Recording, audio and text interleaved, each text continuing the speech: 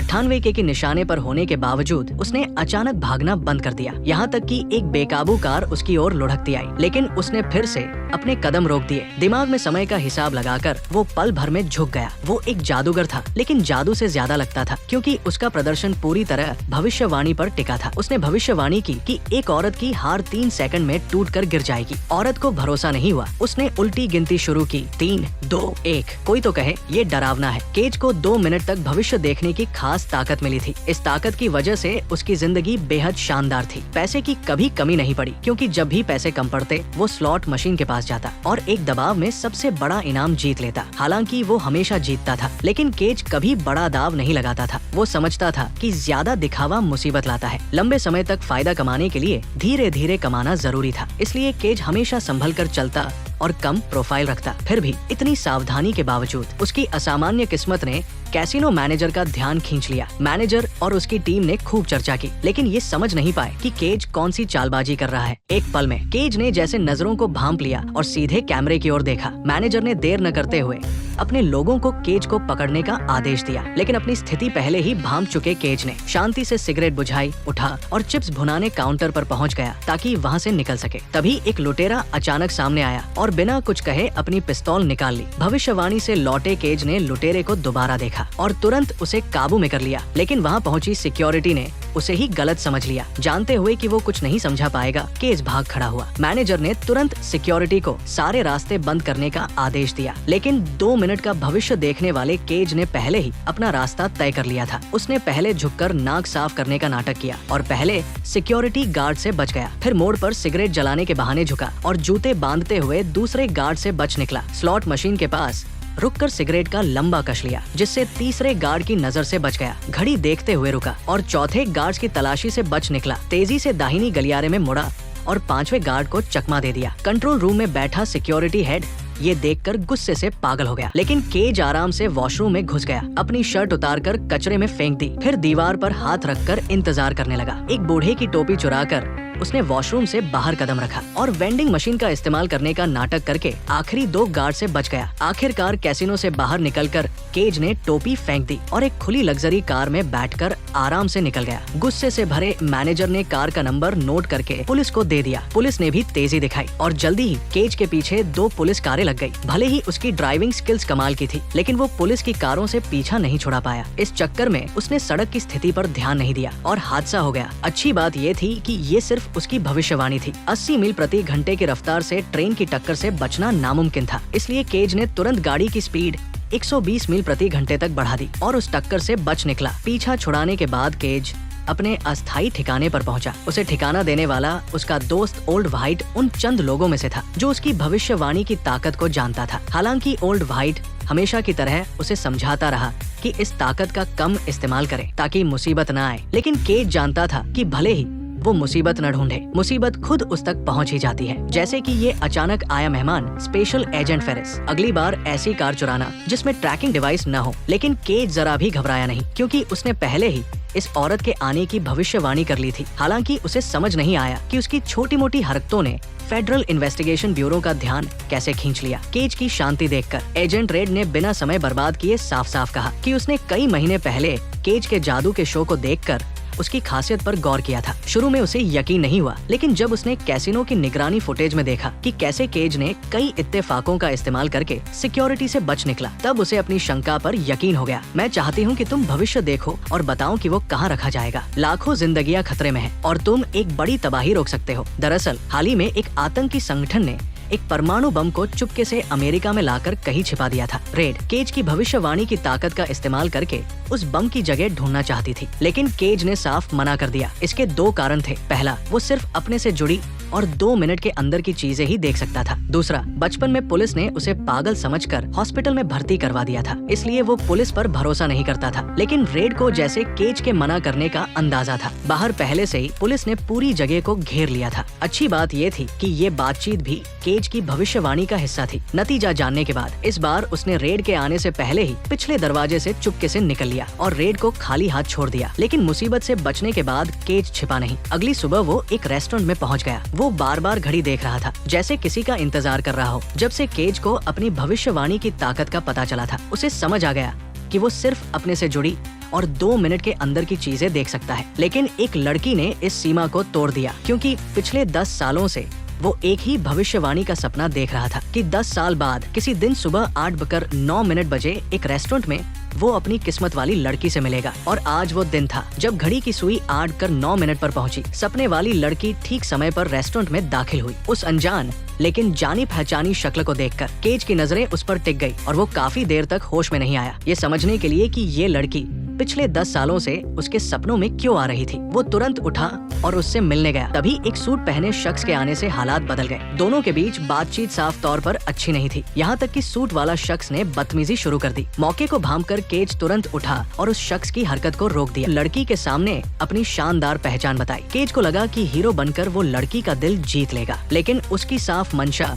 और सख्ती भरे रवैये ने लड़की को नाराज कर दिया। तुम दोनों अपनी बात सुलझा लो, तुम मुझे चोट पहुंचा रहे हो। मजबूरी में इस बार सूट वाले शख्स की मुक्केबाजी का सामना करते हुए केज ने चोट सहने का फैसला किया। भले ही दर्द हुआ, लेकिन उसने लड़की का दिल जीत लिया। सच में औरतें भावुक होती हैं और दर्द सहने की तरकीब हमेशा काम करती है। केज ने मौके पर उसकी कार में सवार हो लिया, लेकिन केज को अंदाजा नहीं था कि लिलिथ ने इतनी दूर एरिजोना तक कार चलाकर एक इंडियन ट्राइबल रिजर्वेशन में जाने का प्लान बनाया था, जहां वो बच्चों को पढ़ाने वाली टीचर थी। वो हर हफ्ते 2 बार वहां जाती और बच्चों को सिखाती, यहाँ तक कि एक बच्चे के लिए खास तौर पर जन्मदिन का तोहफा भी लाती। झरने के पास बच्चों से घिरी लिलिथ माँ जैसी चमक बिखेर रही थी। उसकी खूबसूरती, दयालुता और किस्मत भरी मुलाकात ने केज को प्यार का एहसास करा दिया। वो धीरे धीरे खुलने लगी। तेज बारिश की वजह से दोनों एक ऐसे मोटल में पहुंचे जहां सिर्फ एक कमरा बचा था। इतने अच्छे मौके के बावजूद केज ने फायदा नहीं उठाया, बल्कि सज्जनता दिखाते हुए कार में रात बिताने का फैसला किया। क्या आपने उस जेन मास्टर की कहानी सुनी जिसने हॉट डॉग मंगाया? उसने कहा उसे सब कुछ चाहिए। लंबी रात, उत्साहित दिल। उस रात लिलिथ को नींद नहीं आई। अगले दिन लिलिथ जैसे ही तौलिए में लिपटी बाथरूम से बाहर आई। केज ने खूबसूरत औरत के लिए एक छोटा सा जादू दिखाया। जलती हुई लौ ने लिलिथ का दिल पिघला दिया। लेकिन जैसे ही दोनों के बीच प्यार भरे पल चल रहे थे, फेडरल इन्वेस्टिगेशन ब्यूरो ने निगरानी फुटेज से केज का पता लगा लिया। इस बार कोई चूक न हो, इसलिए रेड ने मोटल के आसपास जाल बिछा दिया। जब लिलिथ नाश्ता खरीदने बाहर गई, रेड ने उसे अपनी कार में रोक लिया और अपनी पहचान बताई। कार में रेड ने केज को एक पागल और समाज विरोधी शख्स बताया। फेडरल एजेंट की पहचान और कैसीनो में केज का पिस्तौल लिए हुए वीडियो देखकर लिलिथ का मन डगमगा गया। एजेंट ब्लैक ने उसे एक दवा की गोली दी, जिसे ड्रिंक में मिलाकर केज को पिलाने से वो 5 मिनट में बेहोश हो जाता और फिर पुलिस उसे पकड़ लेती। लेकिन रेड को नहीं पता था कि पुलिस की हर हरकत को एक आतंकी संगठन देख रहा था। दरअसल आतंकी संगठन का लीडर अमेरिका में चुपके से लाए गए परमाणु बम को फटने देना चाहता था, इसलिए वो रेड की हर हरकत पर नजर रख रहा था। उसने ये भी देख लिया कि रेड एक भविष्यवाणी करने वाले शख्स को ढूंढ रही है। केज को इस बात पर यकीन नहीं था, लेकिन सावधानी के लिए आतंकी लीडर ने कुछ गुंडों को पुलिस का पीछा करने और केज को हटाने के लिए भेज दिया। लेकिन रेड को ये भी नहीं पता था कि वो एक प्यार में पड़ी औरत को कम आंक रही थी। जब लिलिथ जटिल और डरे हुए मन से मोटल लौटी और गोली को जूस में मिला दिया, तभी केज ने पीछे से उसे प्यार भरे अंदाज में गले लगाया, जिसने उसकी सारी हिचक तोड़ दी। लिलिथ ने रेड के आने की सारी बात केज को बता दी। सच सुनने के बाद केज चुप रहा। बस उसने तेजी से टीवी चालू करके शोर किया ताकि कोई सुन न सके। फिर एक साफ जूस का गिलास लिया और खिड़की दरवाजा खोलकर बालकनी में जाकर नाटक करते हुए जूस पी लिया। इससे उसे और लिलिथ को 5 मिनट की सुरक्षा मिल गई। फिर वो तुरंत कमरे में लौटा और लिलिथ को अपनी भविष्यवाणी की ताकत के बारे में पूरी तरह बता दिया। केज जानता था कि ये बात किसी को भी पागलपन लगेगी, इसलिए उसने अपनी ताकत का सबूत दिया। केज के इस नामुमकिन प्रदर्शन ने लिलिथ को इस अजीब हकीकत पर यकीन करने को मजबूर कर दिया। उसे परेशानी में न डालने के लिए केज ने लिलिथ को 45 सेकंड बाद कागज पर लिखी जानकारी के हिसाब से काम करने को कहा और खुद पहले बाहर निकलकर पुलिस का ध्यान अपनी ओर खींचने लगा। मोटल की निगरानी कर रही रेड ने ये देखा और तुरंत समझ गई कि कुछ गड़बड़ है, लेकिन केज तब तक पहाड़ी की ओर भाग चुका था। निर्माण कार्यकर्ता के भेष में पुलिस और रेड ने उसका पीछा शुरू किया। जब केज अपने सोचे हुए रास्ते से भाग रहा था, तभी उसे आतंकी संगठन के स्नाइपर ने देख लिया। उसने पलट कर देखा, जिससे उस मशहूर स्नाइपर को भी हैरानी हुई। दूसरी तरफ लिलिथ ने 45वें सेकंड पर कागज की जानकारी के मुताबिक एक कार शुरू की और तुरंत ड्राइविंग सीट से कूद गई। कार ने रफ्तार से आगे बढ़कर एक वाटर टावर को टक्कर मार दी, जिससे ढेर सारा सामान बेकाबू होकर पहाड़ी की ओर लुढ़कने लगा। ये लुढ़कता सामान पीछा करने वालों के रास्ते में रुकावट बन गया। बेकाबू कार से सटीक तरीके से बचने के बाद केज आखिरकार एक छोटी सड़क पर पहुंच गया, लेकिन उसे नहीं पता था कि रेड पहले ही उसके रास्ते में घात लगाकर बैठी थी। तभी बेकाबू सामान ने लकड़ियों के ढेर को तोड़ दिया। लुढ़कती लकड़ियों के सामने रेड ने अचानक अपनी पिस्तौल रख दी और बहादुरी से हार मान ली। लेकिन केज की ये इकलौती दयालुता का इनाम उसे नहीं मिला, बल्कि बाद में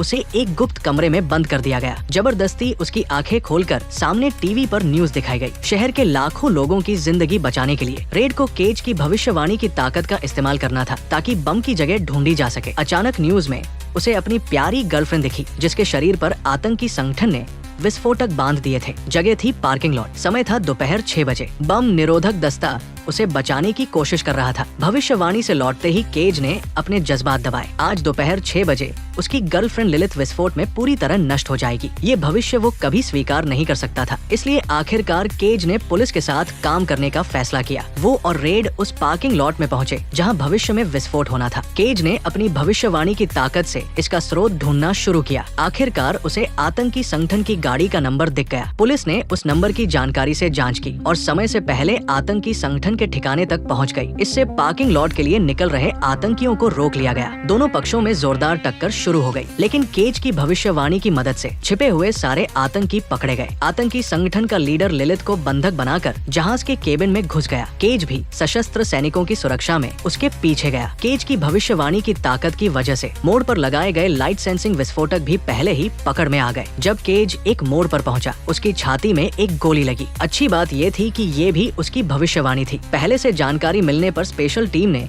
छिपे स्नाइपर को हटा दिया। केज की ताकत भविष्यवाणी से ज्यादा अनुमान जैसी थी। भविष्य ऐसा था जैसे वो खुद अनगिनत बार हर संभावित भविष्य को जी लेता हो। कुछ ही पलों में केज ने पूरे जहाज के अंदर के रास्ते समझ लिए। आखिरकार उसके एक भविष्य ने लिलिथ का पता लगा लिया। जब केज और रेड ने आतंकी लीडर को एक बंद रास्ते में घेर लिया, लीडर ने आखिरी बार कोशिश की, लेकिन केज की जबरदस्त भविष्यवाणी के सामने वो आखिरकार रेड की गोली का शिकार हो गया। लेकिन जब उन्होंने वो कंटेनर खोला जिसमें बम होना चाहिए था, वो खाली था। साफ था कि बम को पहले ही कहीं और ले जाया गया था। केज ने कंप्यूटर स्क्रीन पर शहर का सैटेलाइट मैप देखा और अचानक उसे एक बड़ी गलती का एहसास हुआ। बम कुछ किलोमीटर दूर फट गया। दोबारा आंखें खोलते ही केज मोटल के बिस्तर पर वापस आ गया। दरअसल अभी तक जो कुछ भी हुआ वो उसकी भविष्यवाणी थी। लिलिथ की मौजूदगी की वजह से केज की भविष्यवाणी की ताकत बढ़ गई थी और वो अब 2 मिनट से बढ़कर 24 घंटे बाद का भविष्य देख सकता था। और इस बार भविष्य उसके हाथ में था।